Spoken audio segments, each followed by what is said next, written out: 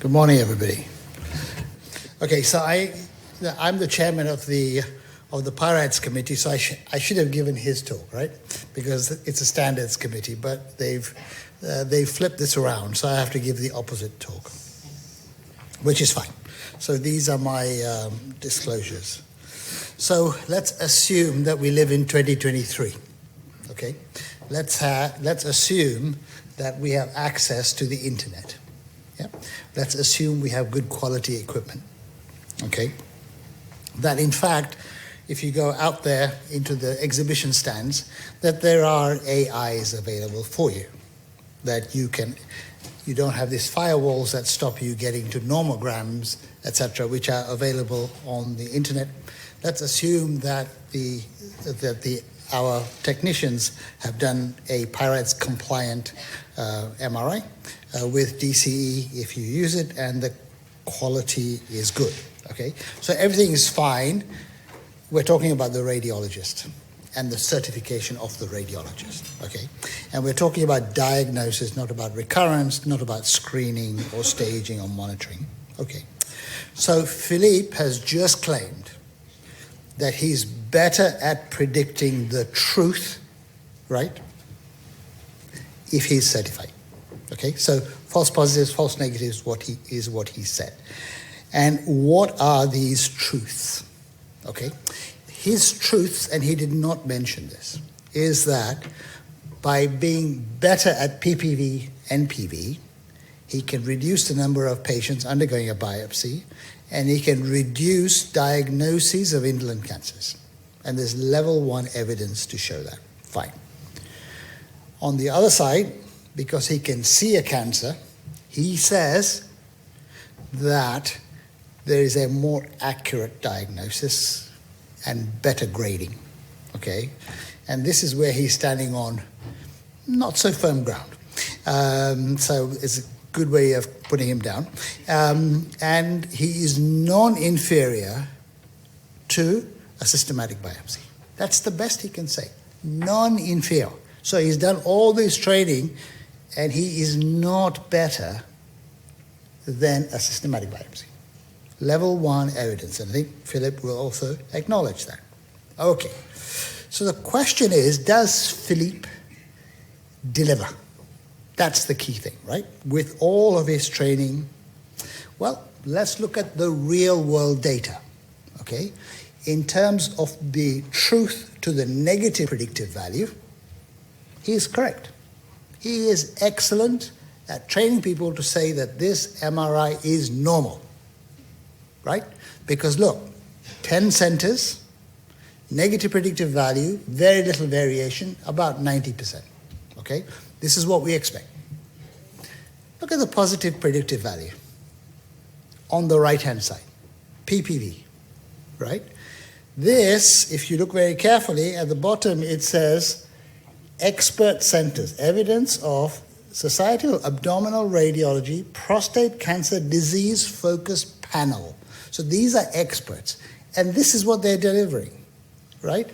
An average positive predictive value of 50%. I think this is cancer, but I'm going to be wrong half the time. Duh. And look at the variation. It's from anywhere from 25% to 75%. So all this training, train, give me money, oh, this is what you produce. I don't think so. So it's broken. This system is broken. And Philippe says, and he's just put out the argument, that the answer to this is world-class experts at world-class centers, right? That's what he's just said. So what is he saying? You should train people formally to read MRI. People need to be certified, right? People need to look at multiparametric before they go to biparametric, okay? And then it says, you should look at a minimum number of cases. And who's saying this? Philippe. Why? Because he's an expert. Look, it's so down at the bottom, right? Right? Because he's telling you to do this, right? but I'm looking at the quality of what's being produced. And what is he asking you to do? You see, he doesn't want you to be a basic guy. He wants you to be an expert. An expert's 1,000 cases. So, hang on a minute. So, all of this stuff, and what's the delivery? Not so good, right? Not so good. Now, I say, well, we can be smarter about this. We probably don't need to invest all of this money, all of this training, if we work smarter. And the way we do that is by two tools. We use nomograms, which you can get off the internet, which I use all the time, and AI. Okay, so this is a very good nomogram, for example, from Northwestern University. And if you look at the data, it's very clear that using the nomogram, and that's this line here, gives you high specificity, yes, higher specificity for both dangerous cancers and clinically significant cancers. Can you see that? See how it pushes the curve to the left. So your false positivity rate goes down. So just using age, PSA density, the PIRAD score, which you can get from a AI, will get you a sensitivity of 90% and a specificity of 30%. Furthermore, we've now got AI. You can buy that. I bought this AI, okay? Small lesion, difficult to see lesion here, anterior transition zone. AI says, here it is. Oh, by the way, do you want me to draw the prostate gland for you? Sure. Do you want to use this for biopsy? Yeah, press that button, right? Automation, right? And does it work? Yes, it does. Here is the data. The data shows that the AI by itself will be better than an expert at predicting that something is a PIRADS 4. This is the PIRADS 5. Okay, and here's the data. Look, highly accurate at depicting PIRADS 4 and 5 patients at 93% accuracy, right, at a false positive detection rate of 30%. What was Philip getting? 50%. This AI has only just come onto the market, and it's already giving you a false positive rate of 30%, right? Look at this. Here are people with different levels of expertise, and now Philip would say, well, this 5 years is an expert, this is an expert, 10 years of expertise. Look, PIRADS 3 cases, 24%, 19%, 14%, 12%, 16%. But look at the AI. The AI, PIRADS 3 cases, 0.8%. So the PIRADS doesn't go, well, it could be, it might not be, I don't know, let's correlate with PSA density. No, it says positive, negative, right?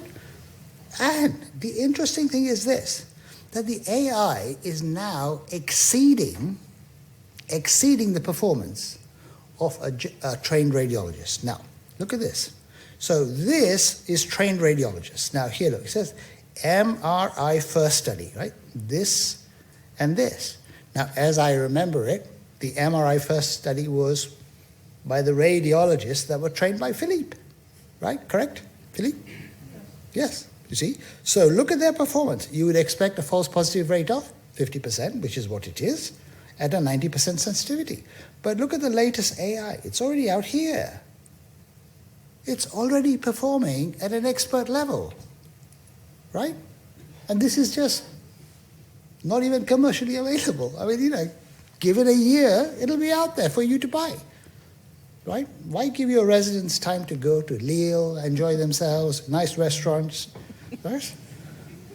Buy an AI, okay? So the role of the radiologist is changing because the radiologist now only determines where 4 of the needles will go. So if you're going to do a systematic plus a targeted biopsy, to 12 plus, say, 4, the radiologist is determining 4. Remember, he's not making the decision to biopsy or not to biopsy. That's made by the nomogram now, or the urologist. not by you. So if you think you are actually affecting the decision, yeah, maybe, right? Maybe last year, next year? No, the decision is made. The pretest probability of this patient having a cancer is X. The nomogram will tell you you need to biopsy. And the AI will say, go and biopsy that. Okay? So remember, it's not making a big difference. And if you look, even at the PIRADS 3, which is where we have our expertise, correct? You know, we are great at those PIRADS 3 cases.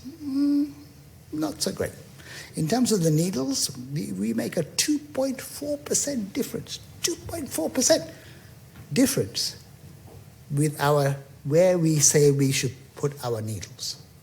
Doesn't make that much of a difference, okay? So, some of you will say, well, AI misses stuff. Of course it does. Here's an example, okay? There's a little cancer there. The AI missed it. Okay, so Philip said, see, I'm the expert. I can see that. Yes, true. But what is the consequence of spotting these small lesions? Because all you do is upgrade these patients from a insignificant cancer, something that should go on to be watched, to something that is significant because it's spurious, because all you did was you saw this little bit of the cancer, but you missed this big thing. So this patient is 3+4, could have active surveillance, but because you saw this little bright bit and you biopsied that, you made him 4+3. So you changed him from saying you've got a clinically significant cancer to a deadly cancer. All you've done is inflated risk, right? So what's the answer? Well, put more needles. Oh, thank you, Philip, right? So suddenly we're increasing the number of biopsies, right? Because of these spurious things, right? You have to be really careful. And remember, the MRI pathway already has a safety net built in, right? So, sorry, there it is. Yeah, it's already got a safety net that's built in. And if you miss these lesions, does it make a difference? The answer is no. No, look, 5-year follow-ups of these patients that you miss cancers at your MRI. You know, little cancers that you miss. You follow them for 5 years. You find them. They don't develop metastatic disease. You follow them for 10 years. These patients are not dying. So these small cancers that you think you are finding as an expert, quotes, unquotes, aren't the cancers that are going to kill them, going to kill patients. Remember, mortality depends on big cancers, right? You have to find big cancers, not these tiny 5mm spots. But because those are not going to go and kill patients. So be very careful about this Will Rogers effect that we are actually causing. And remember, so that's what I'm saying at the bottom there. Only the deadly cancers need to be found. So 4+3 and above. So that, you know, what we call clinically significant, 3+4. In terms of mortality, it's 4+3 and above. You know, those are the ones, if you want to decrease mortality, right, then you go for 4+3, okay? If you want to do, you know, feed your urologist with more prostatectomies, then you go for 3+4, right? Depends what you want your job to be. And remember, these big cancers, an AI can find easily. Okay, so Philip discussed what the patient wants, okay? So you have to do a good quality scan, no doubt, and you have to do a good report, just like Philip said. We agree. But what Philip did not say, and this is where you do become important, I think, is you become important because you want to find, you can take into account the patient's priorities. So is the patient cancer averse or is the patient biopsy averse? So you can either undercall or overcall. And I think that does need a human intelligence until we start doing this in clinical practice. What do urologists want? Okay, urologists, as Philippe mentioned, they want you to do simple stuff, right? Do a report, measure a volume. That's what they want you to do, measure a volume, right? Tell them where the prostate gland is. Put an arrow, X mark the spot. That's what they want, right? But they want you to lead them away from false positives, deal with incidental findings. Yes, I agree. Okay, and deal with these cases where you have artifacts from either rectal gas or hip prosthesis. Of course, we're very happy to do this because we can bill and sign off. Okay, so my final argument is we do not need to be experts working in highly expert centers to deliver the benefits, right? The benefits of the pathway. Those 4 benefits that I mentioned, right? The demand is simply too high, to limit practice to a few expert radiologists working in highly accredited centers. In fact, you will find over time that AI and nomograms will make us all experts. This will occur naturally, okay? The true value of a radiologist is actually just to limit the number of false alarms of an AI. In other words, to make the AI better. Right? I mean, I hate to say this, but your job is to make an AI better, right? That's the way it's going. I can see Bern getting upset over there in the corner. These hyper-precise biopsies of these small lesions that you see as an expert, you might actually be doing more harm, sending more patients to prostatectomies rather than good. Just remember that. And remember, the original aim was to save lives by finding the deadly cancers, not every single cancer. Okay. And of course, these comments that I've made are only applicable to diagnosis in secondary care. So these comments don't apply to recurrent states or screening states or therapy recurrence, etc. Thank you very much.